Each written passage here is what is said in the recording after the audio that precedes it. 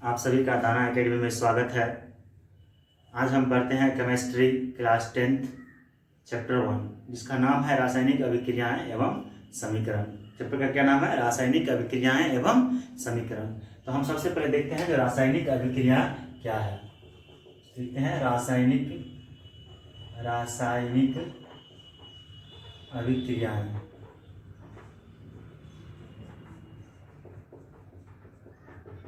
रासायनिक अभिक्रिया क्या है? देखते हैं जब कोई पदार्थ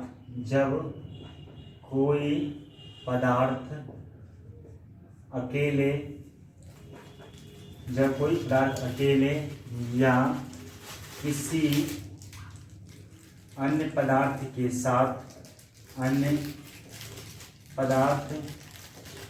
साथ अभिक्रिया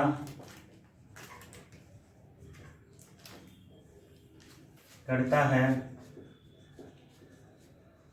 तो एक नए पदार्थ का निर्माण होता है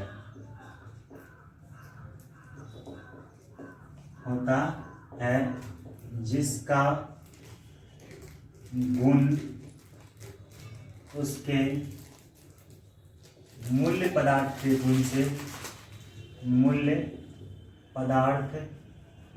गुण से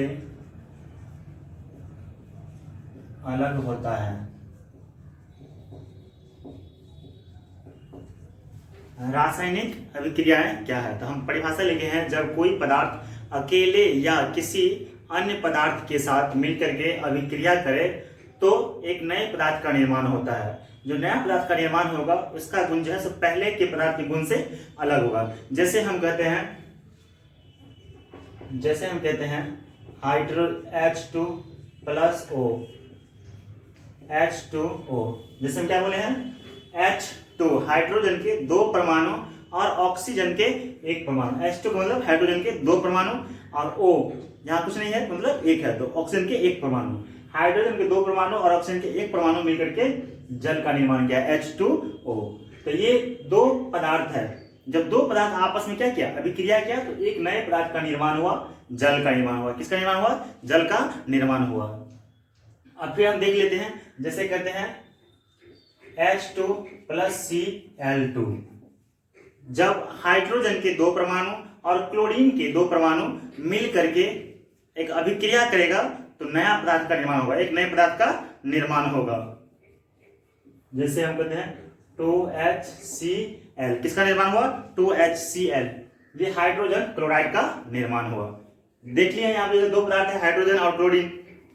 हाइड्रोजन गैस है, क्लोरीन गैस है, इसका गुण अलग है और ये HCl बना, हाइड्रोजन क्लोराइड बना, जिसका गुण जो है सो पहले के पदार्थ के गुण से अलग है। और हाइड्रोजन गैस है, ऑक्सीजन गैस है, इसका गुण जो है जल का गुण अलग है। जल एक स्वादिष्ट होता है क्योंकि जल ही जीवन है। हम फिर कहते हैं जो CaCO3। जैसे हम कहते हैं CaCO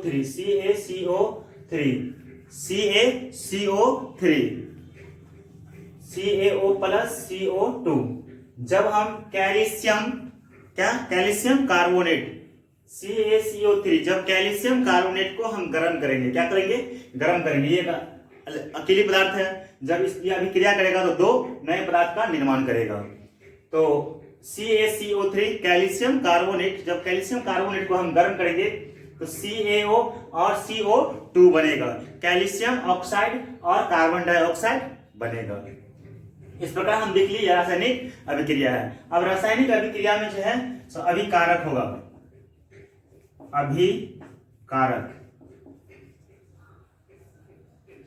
अभिकारक क्या किसे कहेंगे? तो रासायनिक अभिक्रिया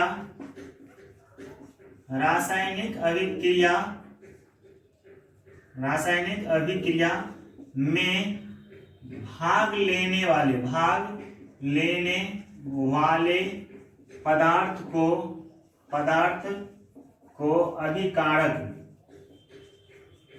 अभिकारक रासायनिक अभिक्रिया में भाग लेने वाले पदार्थ को अभिकारक कहते हैं। जैसे हम समीकरण लिखते हैं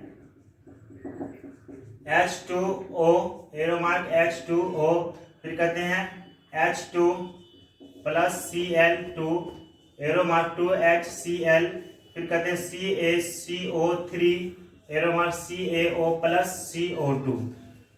अब है अभिकारक। हम अभी परिभाषा लिखे हैं जो रासायनिक अभिक्रिया में, जब रासायनिक अभिक्रिया में पदार्थ भाग लेता है तो एक नए पदार्थ का भी निर्माण होता है। तो रासायनिक अभिक्रिया में जो पदार्थ भाग लेता है उसे हम क्या कहेंगे, उसे अभिकारक कहेंगे। जैसे यहाँ पर है H2 प्लस O, तो यहाँ पर हाइड्रोजन और ऑक्सीजन क्या हो जाएगा, अभिकारक हो जाएगा। हाइड्रोजन ऑक्सीजन क्या हो जाएगा, अभिकारक हो जाएगा। यहाँ पर है H2 प्लस Cl2, यहाँ पर H2 क्या हो जाएगा, H2 क्या ये हो जाएगा, H2 अभिकारक होगा और Cl2 क्या होगा, अभिकारक होगा। क्योंकि परिभाषा है जो रासायनिक अभिक्रिया में भाग लेने वाले पदार्थ को क्या कहते हैं, अभिकारक कहते हैं। यहाँ पर CaCO3 जो है वो क्या होगा, अभिकारक होगा, क्योंकि CaCO3 को ही हम गर्म करेंगे, CaCO3 को ही हम गर्म करेंगे तो CaO प्लस CO2 बनेगा, कैल्शियम ऑक्साइड और कार्बन डाइऑक्साइड बनेगा। जब हम CaCO3 कैल्शियम कार्बोनेट को गर्म करते हैं तो कैल्शियम ऑक्साइड और कार्बन डाइऑक्साइड बनेगा। तो यहाँ पर CaCO3 कैल्शियम कार्बोनेट क्या है, अभिकारक है। अब हम देखते हैं प्रतिफल।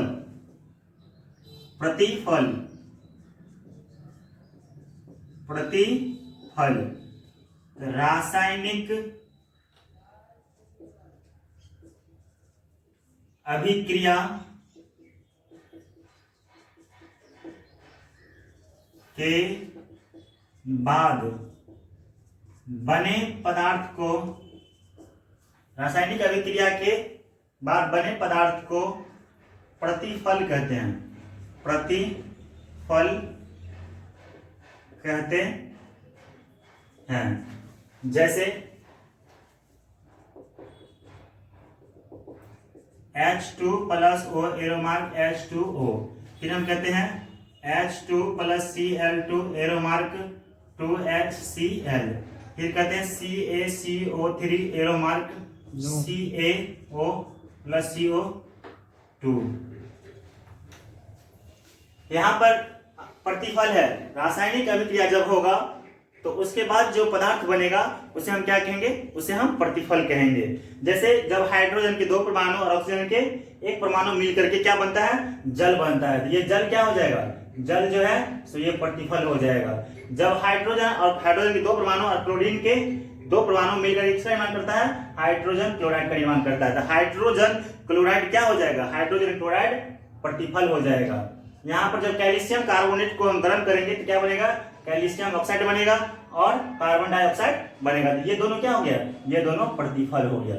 क्या हो गया, प्रतिफल हो गया। अब हम आगे बताते हैं रासायनिक समीकरण। अब हम देखते हैं रासायनिक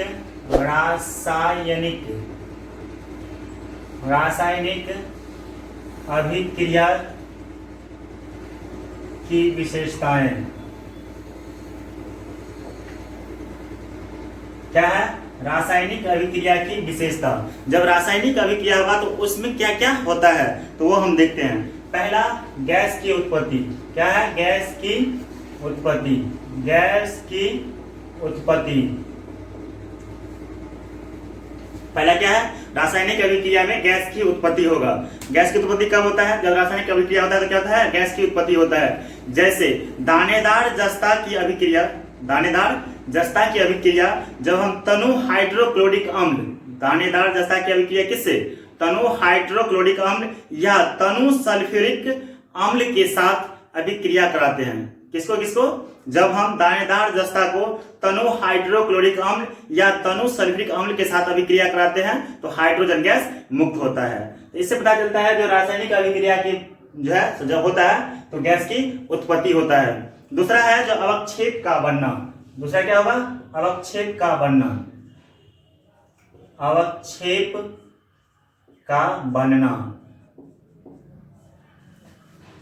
अवक्षेप जैसे झाग टाइप होता है ना, वही अवक्षेप होता है। जैसे हम पानी और सरफ को जब मिलाते हैं तो क्या बन जाता है, एक झाग आ जाता है, तो वो क्या हुआ, एक अवक्षेप हुआ।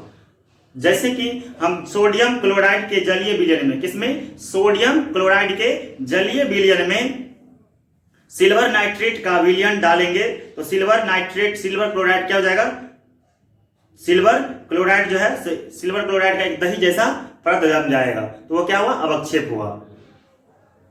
फिर अब हम देखते हैं तीसरा है रंग में परिवर्तन। क्या है, रंग में परिवर्तन। रंग में परिवर्तन, तीसरा क्या है, रंग में परिवर्तन। रंग में परिवर्तन कैसे होगा, देख लेते एग्जाम्पल के थ्रू से, एग्जाम्पल के माध्यम से। पोटासियम परमैंगनेट के बैंगनी रंग में, किसमें, पोटासियम परमैंगनेट के बैंगनी रंग में क्या करेंगे, थोड़ा सा नींबू का रस डाल देंगे। पोटासियम परमैंगनेट के बैंगनी रंग में क्या करेंगे, थोड़ा सा नींबू का रस क्या करेंगे, डाल देंगे। जब नींबू का रस डालेंगे तो देखेंगे जो पोटासियम परमैंगनेट का नीला रंग जो है क्या होता है, धीरे धीरे गायब होने लगता है। इससे पता चलता है जो रंग में भी परिवर्तन होता है। कब, जब रासायनिक अभिक्रिया होगा तब रंग में भी परिवर्तन होगा, पदार्थ के रंग में परिवर्तन होगा।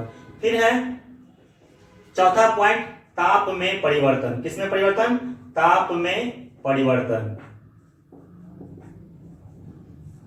चौथा क्या है, ताप में परिवर्तन। अब ताप में परिवर्तन कैसे है, जैसे कि जब रासायनिक अभिक्रिया हुआ तो उसमें क्या होगा, ताप में भी परिवर्तन होगा। जैसे जब हम कली चूना, जैसे कार्बेट होता है ना, तो कार्बेट में हम पानी डालते हैं तो क्या होता है, ऊष्मा उत्पन्न होता है, तो ताप उसमें बढ़ा।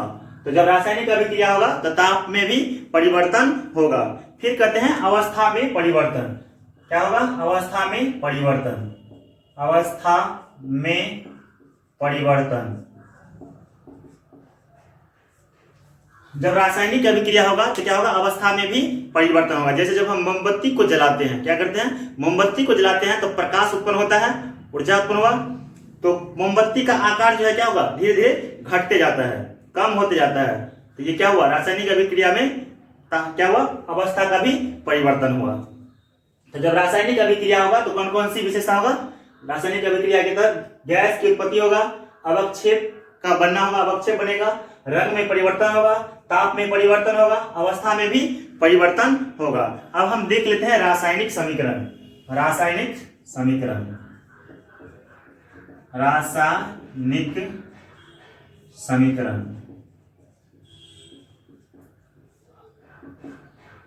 पहले हम परिभाषा देखते हैं, रासायनिक समीकरण क्या है।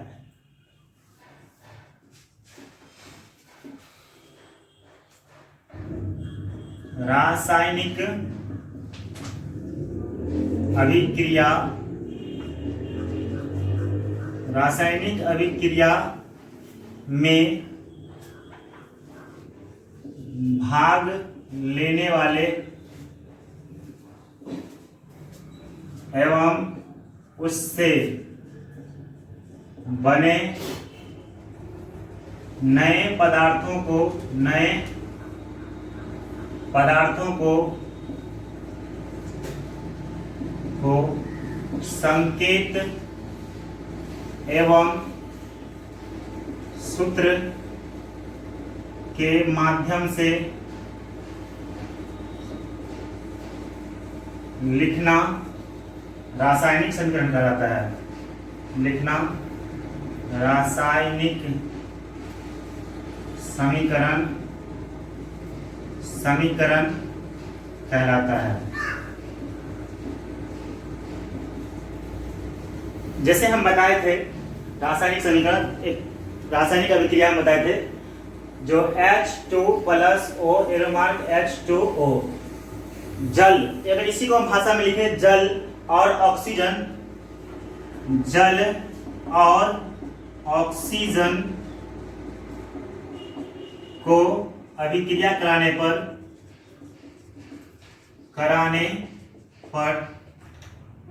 हाइड्रोजन और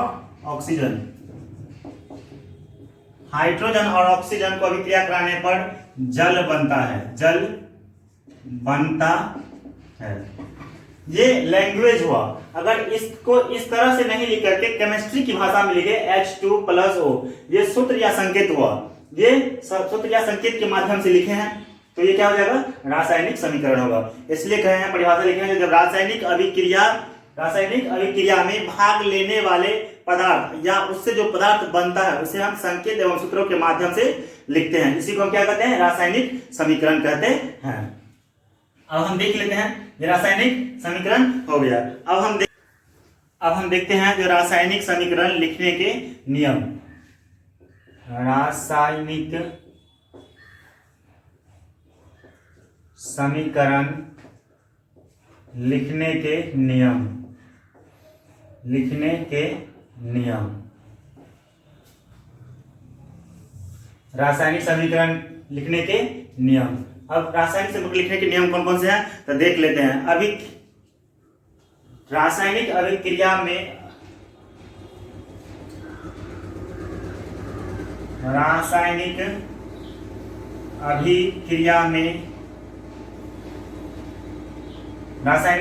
अभिक्रिया में अभिकारकों को सूत्र एवं संकेत के माध्यम से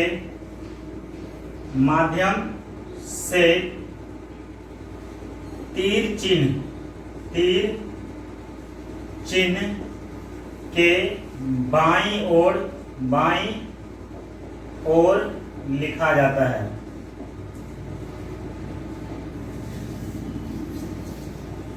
हम बता दिए थे, जो रासायनिक समीकरण बताए थे, जैसे हम देख लेते हैं H2+O, एरो मार्क H2O। तो ये जो है तो अभिकारक है, ये तीर चिन्ह है। ये तीर चिन्ह के बाईं ओर हम क्या लिखे हैं, अभिकारक लिखे हैं। ये संकेत एवं सूत्र के माध्यम से लिखे हैं। तो ये क्या हो जाएगा, ये अभिकारक है। अभिकारक को किधर लिखेंगे, ये जो है तीर चिन्ह के बाईं ओर लिखेंगे। तो ये सभी रासायनिक समीकरण लिखने के नियम है, पहला। दूसरा नियम,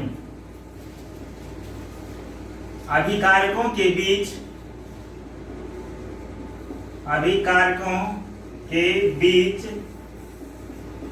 प्लस धन चिन्ह का प्रयोग करेंगे। जैसे यहाँ पर है H हाइड्रोजन और 2 ऑक्सीजन, ये 2 पदार्थ हैं। जब 2 पदार्थ अभिक्रिया करेगा, ये 2 पदार्थ के बीच में क्या देंगे, धन चिन्ह का प्रयोग करेंगे। तो H2+O, तो यहाँ पर क्या प्लस चिन्ह का प्रयोग किए हैं, तो ये अभिकारकों के लिए धन चिन्ह का प्रयोग करेंगे।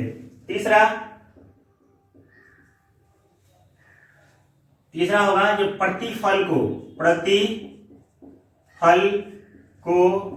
तीर चिन्ह के दाईं ओर लिखेंगे। किधर लिखेंगे, प्रतिफल को तीर चिन्ह के दाईं ओर। जैसे यहाँ देखते हैं जो हाइड्रोजन ऑक्सीजन है, ये दोनों अभिक्रिया किया तो क्या बना, जल बना। तो जल क्या है, प्रतिफल है। तो प्रतिफल किधर लिखा है, तीर चिन्ह के दाईं ओर लिखा है। प्रतिफल को संकेत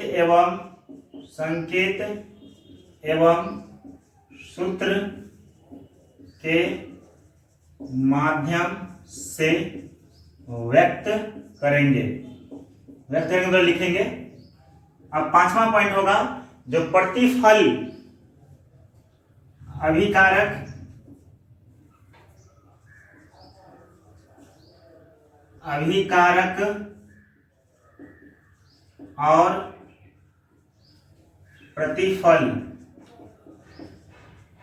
अभिकारक और प्रतिफल को एक तीर चिन्ह से अलग करते हैं। जैसे यहाँ पर H2+O है, एरो मार्क है, तीर का चिन्ह H2O। तो ये अभिकारक है, H2O क्या है, अभिकारक है, और ये H2 क्या है, प्रतिफल है। तो इसको और इसको किससे अलग किए हैं, तीर चिन्ह से अलग किए हैं। अब लिखते हैं 6ठा पॉइंट, यदि प्रतिफल एक से अधिक हो तो प्लस का चिन्ह लिखेंगे। जैसे CaCO3 कैल्शियम कार्बोनेट है, तो इसमें कैल्शियम कार्बोनेट जब गर्म करते हैं क्या बनता है, CaO plus CO2, calcium oxide plus carbon dioxide बना। ये दो प्रतिफल हुआ ना, तो दोनों प्रतिफल के बीच किसका प्रयोग किए हैं, तीर चिन्ह का प्रयोग किए हैं। कोई दिक्कत? अब हम आगे बताते हैं जो संतुलित रासायनिक समीकरण एवं असंतुलित रासायनिक समीकरण। संतुलित रासायनिक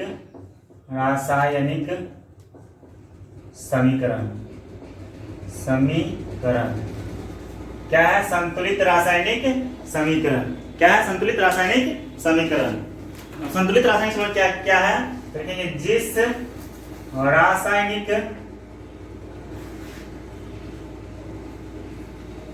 रासायनिक समीकरण के दोनों ओर तत्व के परमाणुओं की संख्या, जिस रासायनिक समीकरण के दोनों ओर परमाणुओं की संख्या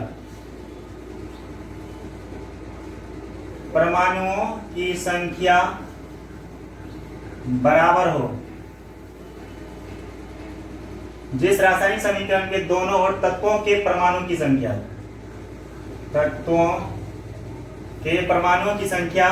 बराबर हो, तो वह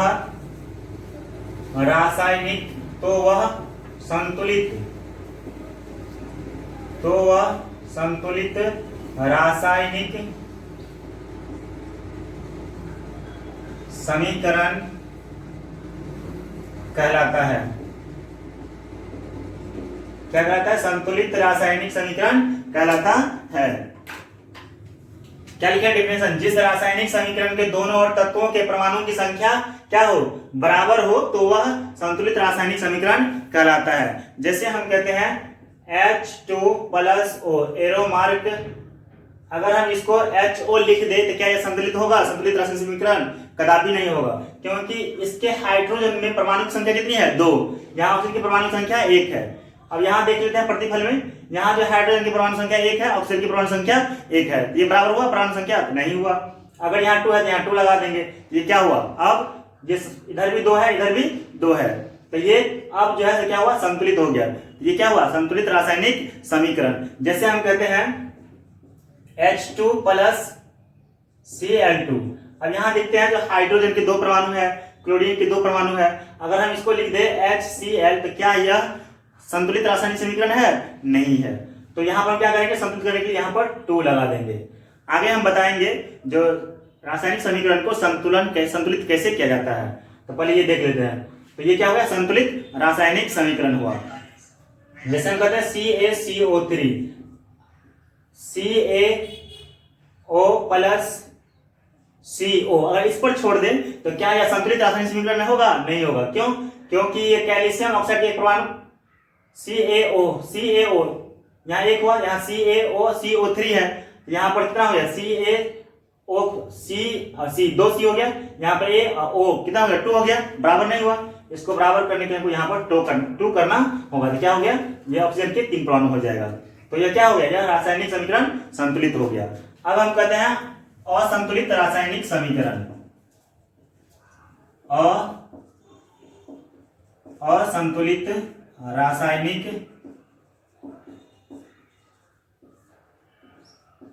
असंतुलित रासायनिक समीकरण क्या होगा? असंतुलित रासायनिक समीकरण। जिस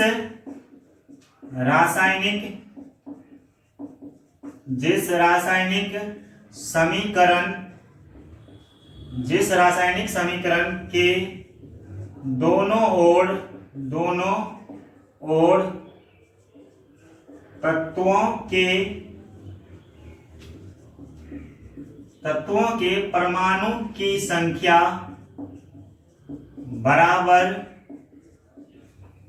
बराबर नहीं हो, तो वह असंतुलित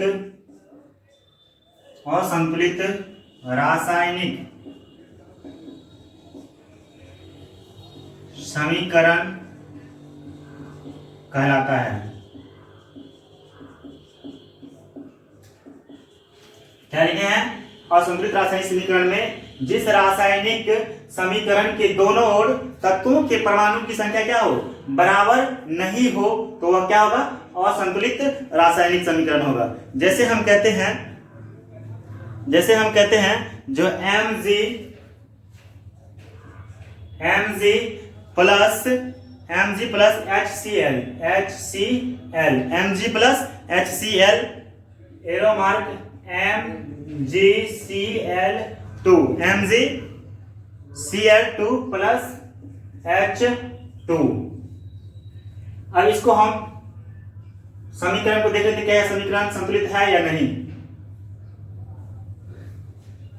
यहां पर Mg एक है और यहां पर क्या है, Mg की परमाणु संख्या एक है, क्लोरीन की परमाणु संख्या 2 है, यहां हाइड्रोजन की परमाणु संख्या 2 है। अगर हम यहां 2 लगा दिए तो यहां पर जो है सो हाइड्रोजन की परमाणु संख्या भी 2 हो गया और क्लोरीन की परमाणु संख्या कितना हो गया, 2 हो गया।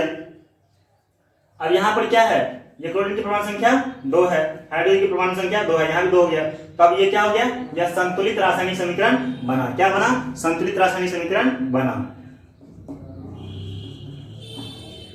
इससे पहले क्या था? इससे पहले यह असंतुलित था। अब हम